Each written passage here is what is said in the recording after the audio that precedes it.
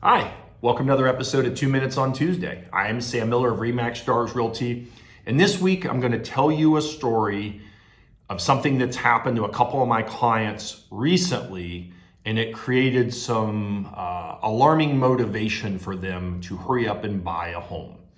And I'm telling you this story because if you're renting or you know someone that's renting, there's a very high probability this could happen to either you if you're renting or to your friends who are renting. Of course, the housing market is hot. The demand for homes is really high.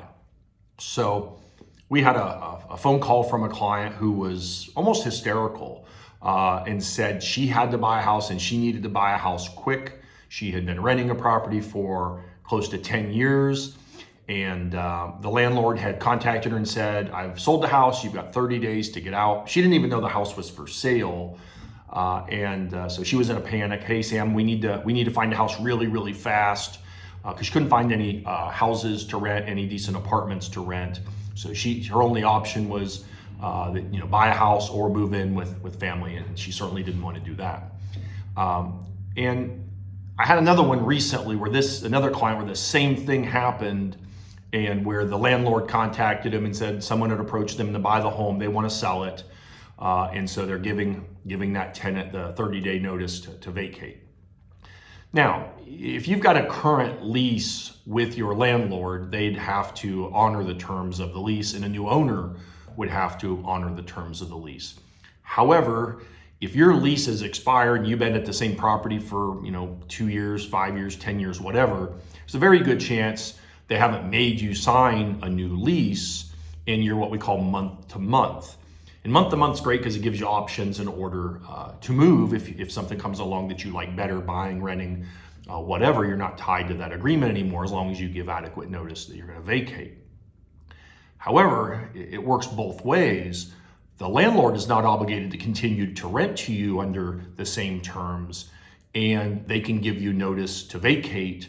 And as we've got the housing values jumping up, some of these folks had planned on keeping these homes for 10, 15, 20, 30 years, wanting to get them paid off. Well, the values have jumped up more than most people anticipated. So some investors who are landlords said, I'm just going to take the money now and not worry about paying it off. The value of the property's jumped up enough. It's increased in value enough that it makes sense for me to sell that property. Well, and if you're month to month, you're the innocent bystander that's going to get booted out of the property. So this is more for informational purposes for you. If you are on a month to month or know someone that's on a month to month, there is the risk that the landlord, the owner of that property, decides they want to sell that property and you've got to move. In 30 days in a normal market is enough time to find a rental or a house to buy. But in the market we're in, because we're short on available quality rentals and we're also short on available homes for sale, it could put you in a little bit of a dilemma. So I just thought I would mention this, give you food for thought, because it has happened. We have had people call us in panic saying they need a place really, really quick. So the more advanced planning you do, the better off you will be, because at some point, if you get that phone call and you've got to be out in 30 days, like I said, it could create a real panic, real dilemma. And you may end up having to put your stuff in storage and move in with a family member. So that's one thing I wanted to mention. And then overall, the housing market is very robust. Of course, you probably know the interest rates have bumped up, and there'll probably be a few more increases this year. So if you have been pre-approved to buy a house, I highly recommend you reach out to the lender who pre-approved you and get your loan pre-approval updated based on the current interest rate. Because what you may find is what you previously qualified for as far as a purchase price of a house, it may be a lower amount that you qualify for now with the increase in the interest rate. So reach out to your lender, whoever you're working with, ask them to update your letter of pre-approval and find out what price range home based on the current interest rate you qualify for if you're in the market and wanting to buy. If not, you may get a big surprise. You may think you're qualified for, say, 200 and find out you're only now qualified for 185 with the difference in the interest rate.